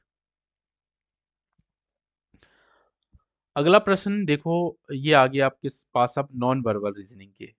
तो इसमें आपको दे रखा है क्वेश्चन मार्क, वहां पर क्या आएगा बताओ भाई जल्दी। बहुत प्यारा लॉजिक है इसमें, देखते हैं कितने लोग इस क्वेश्चन का आंसर दे पाते हैं।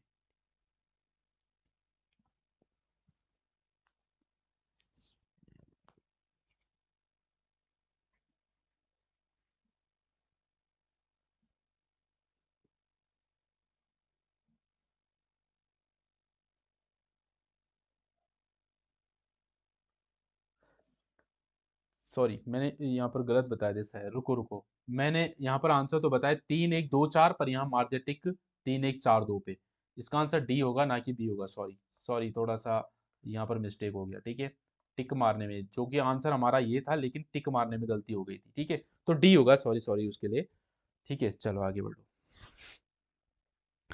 इस क्वेश्चन को करके देखेंगे आप लोग, देखते हैं क्या लॉजिक था इसमें और क्या इसका सही आंसर निकलेगा। ठीक है, इसका सही आंसर हो जाएगा 45 का। देखो लॉजिक बहुत प्यारा लॉजिक है इसमें।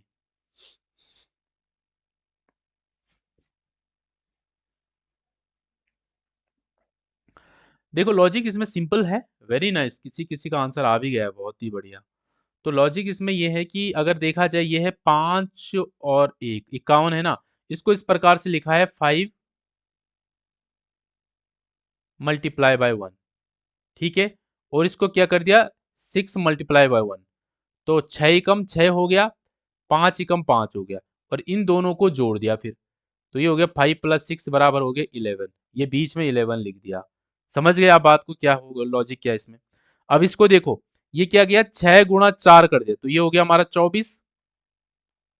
और इस वाले को क्या किया 3 × 2, तो ये हो गया हमारा 6। और इन दोनों को जोड़ दिया 24 + 6, तो ये हो गया हमारा 30, और उसको लिख दिया बीच में। ये देखो, अब यहाँ पर भी हम वही चीज करेंगे। ये देखो 3 × 5 करेंगे तो हो गया हमारा 15। और इसको भी कर लेते हैं 4 × 3, तो ये हो गया हमारा 12। और अब हम इन दोनों को जोड़ देंगे, तो 15 + 12 कितना हो जाएगा हमारा 27, जो कि हमें ऑप्शन नंबर बी में नजर आ रहा है। क्लियर है सभी को। तो ये बहुत प्यारा लॉजिक था भाई, आशा करता हूँ समझ आ गया होगा। अगला प्रश्न, ऑड वन आउट फिगर। इनमें से आपको क्या करना है, जो आपको ऑड लग रहा है उसको आउट करना है। बताओ भाई जल्दी से, एक ऐसी फिगर जो बिल्कुल अलग है इसमें से।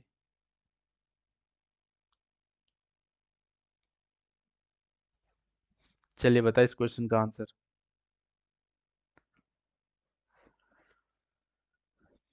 कौन सी फिगर आपको ऑड लग रही है इनमें से, देखिए।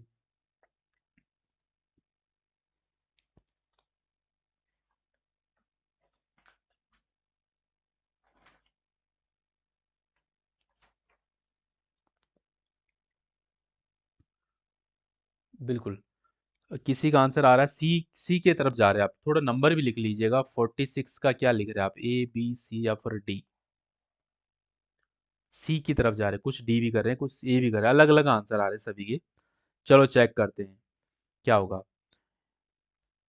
देखो अगर हम पहले वाले फिगर की तरफ चले, ए की तरफ चलो, तो इसमें ना क्या है, लाइन कितनी है इसमें, 1 2 3। 3 लाइन है, 3 लाइन है, और डॉट कितने हैं, एक डॉट है। एक डॉट है इसमें, ठीक है कोई दिक्कत नहीं।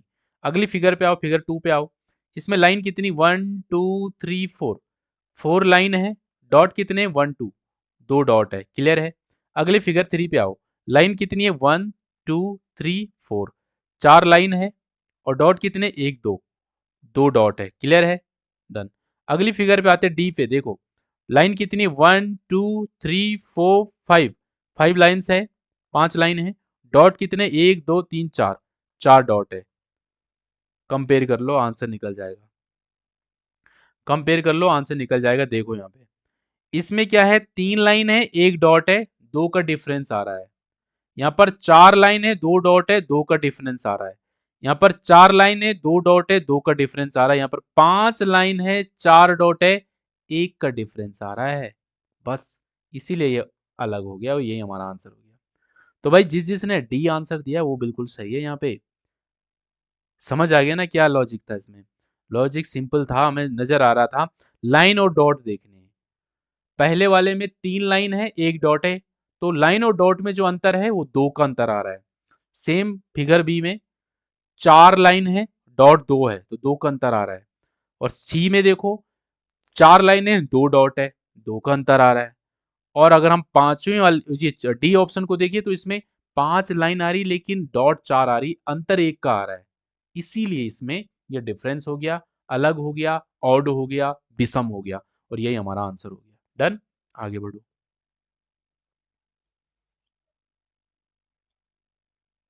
अगला प्रश्न, ये है बहुत ही प्यारा और बेहतरीन प्रश्न। जिनको लगता है कि हमने काउंटिंग और फिगर बहुत अच्छे से कवर कर लिया है तो आंसर करो इसका।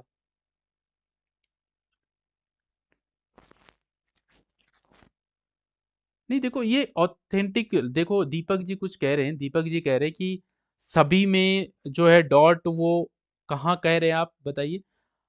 आप कह रहे हैं कि डॉट बीच में आ सकता है लेकिन ए वाले ऑप्शन में डॉट बीच में है। ए डॉट बीच में भी आ सकता है।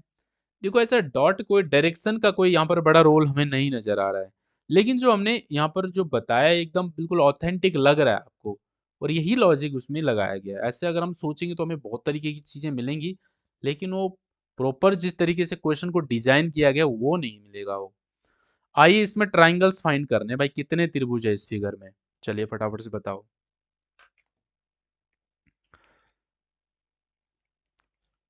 त्रिभुज काउंट करिए जल्दी से, हमें कुछ अलग करना पड़ेगा। जैसे हमने सीखा है ट्राइंगल को काउंट करना वही लगते हैं सारी जगह, उसी से ही आप इसका आंसर निकाल सकते हैं। तो कुछ कह रहे हैं 26। मजा आ जाएगा आपको जब हम इसको सॉल्व कर रहे होंगे, और मैं ऐसा आशा करता हूँ कि आप ही आंसर कर दे तो बहुत अच्छी बात है। क्योंकि मैं यहाँ पर जो है अलग अलग डी की तरफ जा रहे हैं, 22 की तरफ ज्यादातर आ रहे हैं आंसर।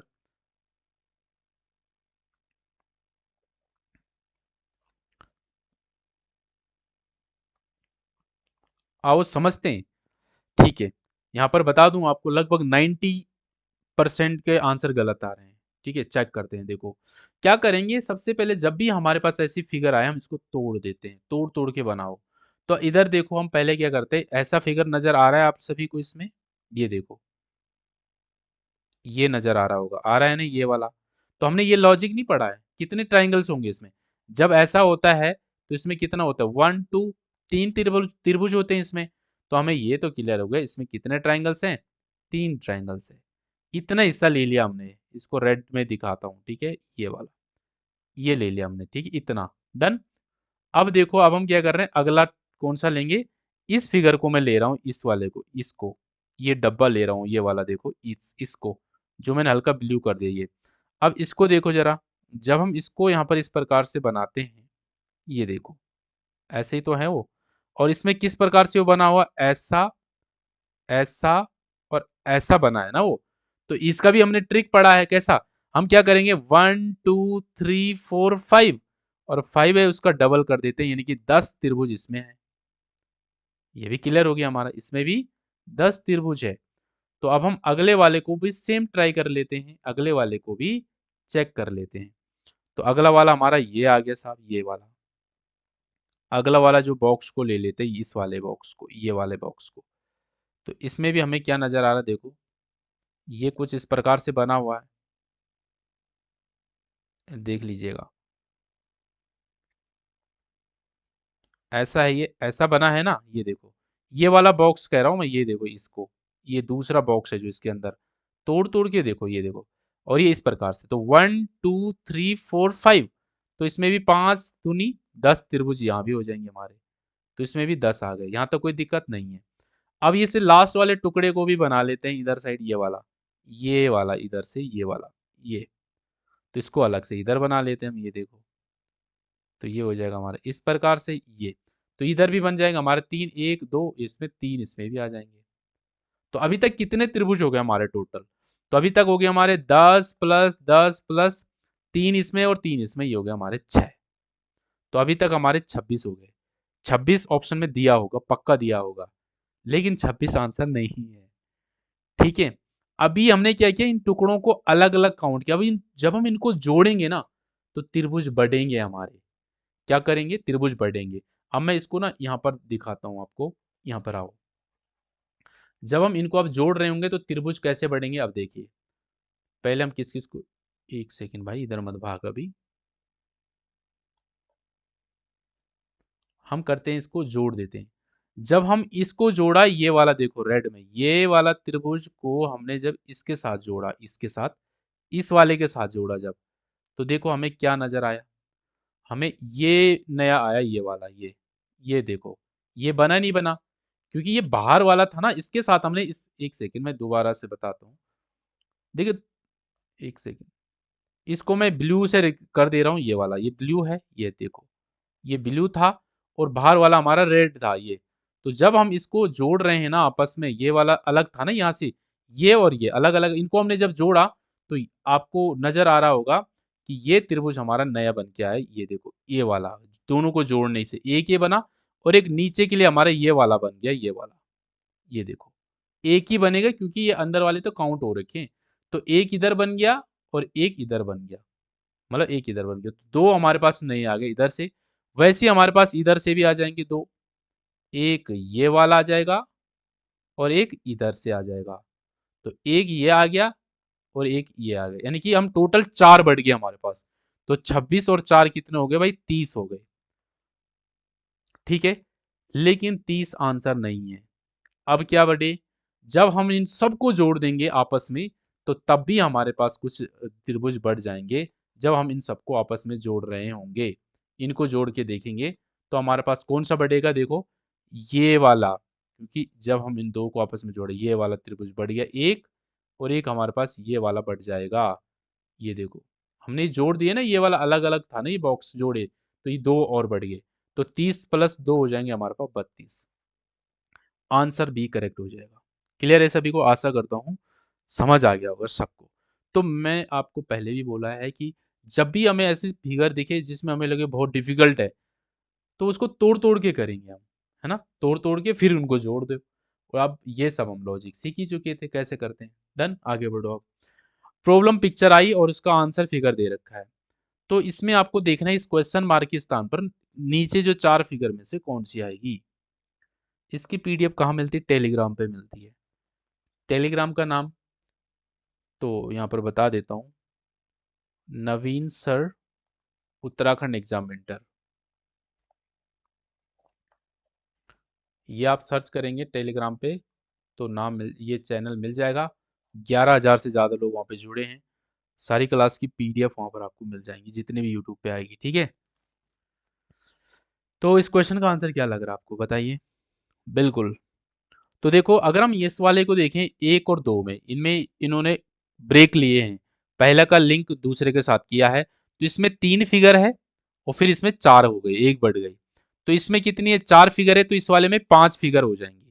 तो पांच फिगर वाला हमें एक दो तीन चार, मतलब पांच फिगर का मतलब यहाँ पर मैं कहना चाह रहा एक्चुअली में पांच साइड, क्योंकि ये थ्री साइड वाला स्टार ट्राइंगल था, इसमें फोर साइड वाला हो गया। अब ये भी फोर साइड वाले, तो हम फाइव साइड की तरफ जाएंगे ना। तो फाइव साइड किस किस में, ये तो गया हमारा और ये भी गया हमारा। अब बचता हमारे पास बी और डी में से एक होगा।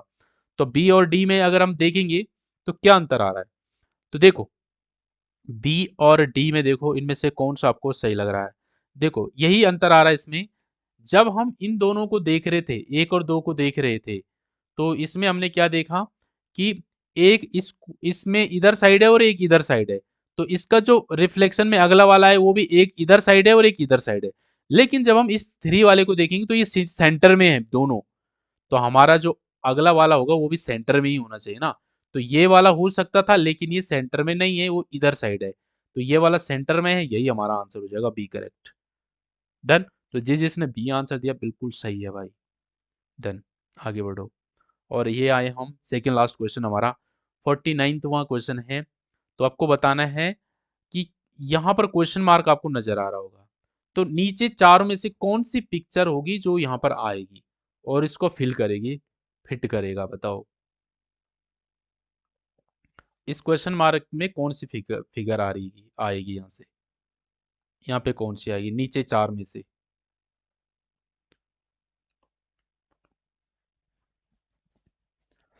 जिसको समझ आ गया तो बोलेगा ही आगे बढ़ो, लेकिन जिनको समझ नहीं आएगा उनका क्या होगा बताओ। हम तो बैठे हैं ना कि समझ में आना सभी को जरूरी है ना। तो जिनको समझ आएगा वो तो ठीक है, जिनको समझ नहीं आया उनका क्या होगा ये बताओ ना। तो हमें अच्छे से समझना है। कोई दिक्कत नहीं, 1-2 मिनट ज़्यादा लगेगा तो क्या क्या हो जाएगा, कुछ नहीं होगा, थोड़ा लेट ही मिस होंगे है ना। बट ये है कि समझ में आना ज़रूरी है। अगर समझ नहीं आएगा तो फिर कहीं दूसरी जगह ढूंढोगे, कहाँ चेक करोगे, कितना ज़्यादा समय और बर्बाद होगा फिर, है ना। तो है, थोड़ा वेट कीजिएगा। ज़्यादा टाइम लगेगा, कोई गलत जगह टाइम नहीं दे रहे हैं, रील्स नहीं देख रहे हैं है ना, या कोई और चीज़ पे ऐसे फालतू की जो रील्स में टाइम वेस्ट होता है उससे तो उतना तो नहीं हो रहा होगा है ना। तो धैर्य रखिएगा, सब चीज़ होगा, अच्छे से होगा। तो देखिए क्या है इस क्वेश्चन का आंसर। आप लोग कह रहे हैं यहाँ पर जो है आंसर क्या कर रहे हैं आप लोग, ए की तरफ जा रहे हैं। लेकिन इसका आंसर ए नहीं होगा, कुछ सी भी कह रहे हैं कुछ डी भी कह रहे हैं, बट करेक्ट आंसर देखो चेक करते हैं। हम इसमें ना एक उसमें चलते हैं, जैसे इस तरफ के लिए बढ़ो, आप इस तरफ के लिए चलो। तो अगर हम देखेंगे पहले फिगर इसमें देखो, इसको नंबर देते हैं 1 2 3, 3 रो है ना।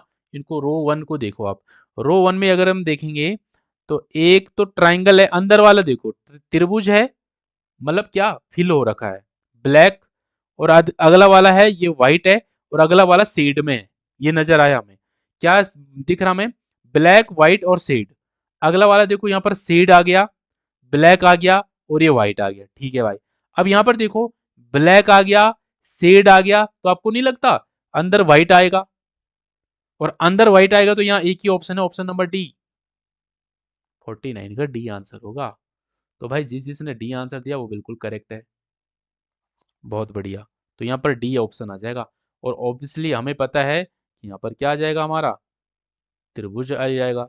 एक ही तो फिगर बचा हुआ है भाई, यहाँ पर त्रिभुज नहीं है। यहाँ पर स्क्वायर भी है, यहाँ पर हमारा सर्कल बाहर से, यहाँ पे स्क्वायर है बाहर से, तो यहाँ पर ट्रायंगल की जरूरत है हमें, क्योंकि 3 फिगर आ रहे हैं ना हर जगह। यहाँ पर देखो सर्कल है, ट्रायंगल है, स्क्वायर है, ट्रायंगल है, स्क्वायर है, सर्कल है। तो यहाँ पर सर्कल था, यहाँ पर जो है सॉरी सर्कल था, स्क्वायर था, तो ट्रायंगल ही तो आना था। और अंदर वाला खाली होगा इस बार, क्योंकि ये ब्लैक है, शेड है, और ये व्हाइट होगा, तो ये हमारा आंसर हो जाएगा, कोई दिक्कत नहीं। आगे बढ़ो। अंतिम प्रश्न आज के इस सेशन का, 50वां क्वेश्चन है, और ये रीजनिंग का 10वां क्वेश्चन है। तो इसमें यहाँ पर क्वेश्चन मार्क है यहाँ पे। तो यहाँ पर क्या आएगा इन चारों में से। तो हम देख पा रहे हैं इसमें क्या है, 2 लाइन है, एक सेकेंड। इसमें हमें नजर आ रहा है 2 लाइन है, इसमें नजर आ रही है हमें 3 लाइन है, इसमें नजर आ रहा है हमें 4 लाइन है। अब नीचे चलो, 1 2 3 4, इसमें भी 4 लाइन है, 1 2 3 4 5, इसमें 5 लाइन है। तो हम समझ ही गए कहानी क्या है, 2 3 4, 4 5 6, तो 6 लाइन वाला हमारा आंसर आ जाएगा। तो 1 2 3 4 5 ये तो गया, गलत है। 1 2 3 4 5 6, ऑप्शन बी करेक्ट होगा। बाकी आप चेक करना चाहो इसको तो चेक कर सकते हैं। इसमें हमें 9 कमी नजर आ रही है और इसका कोई मतलब ही नहीं है, तो इसका आंसर बी हो जाएगा भाई। डन। तो ये था हमारा पूरा 50 क्वेश्चन का मॉक टेस्ट।